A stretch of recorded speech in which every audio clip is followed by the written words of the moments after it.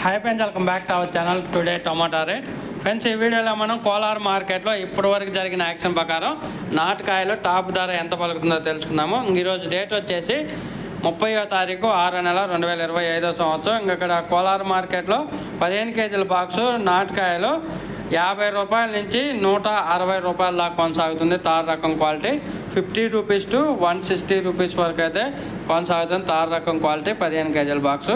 అలాగే సెకండ్ రకం క్వాలిటీ విషయానికి వస్తే 180 రూపాయల నుంచి 340 రూపాయల వరకు అయితే కొనసాగుతుంది. టాప్ ధర 180 రూపీస్ టు 350 రూపీస్ వరకు అయితే కొనసాగుతుంది సెకండ్ రకం క్వాలిటీ.